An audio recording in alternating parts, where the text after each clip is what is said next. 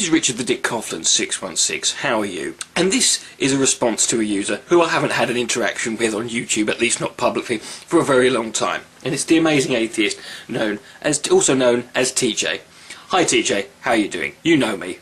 How are you? I'm fine, thank you. TJ is currently in the middle of a themed week on his channel called Hate Week, where each day he talks about something he hates.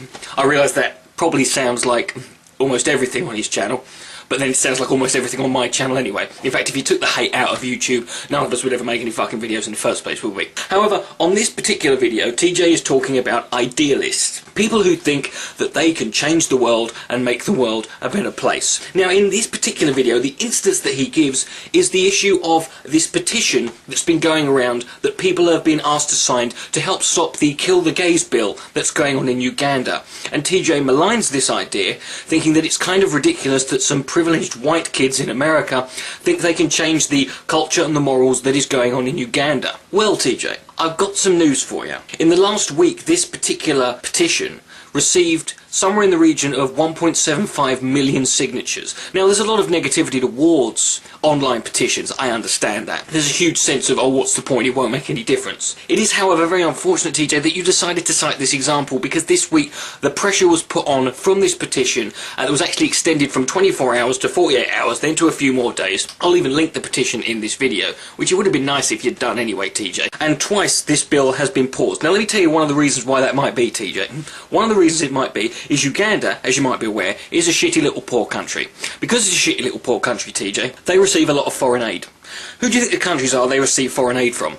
Yeah, the countries with those privileged white people in them, TJ. Even if it appears that a few nerds and retards on the internet, like me and you, aren't happy with the fact that they're going to sit there and say, we don't like the fact that you're going to ritualistically slaughter homosexuals just for being born a certain way, then they might start thinking, well, maybe they won't start putting foreign aid money in our way. Because I personally would hugely object to my country sending aid money to a country that is killing gay people. I'm just saying. And isn't there something decidedly ironic in your argument, though, TJ, that idealism is stupid and you hate it, when you're a guy with an audience of nearly 250,000 people, all of us being on here, you, me, for better or worse, we have influenced the lives of many, many different people, and we've changed it in a way that we can both consider popular, if that's in fact the ideas that we've put forward to people, and that's the actual objective we're doing.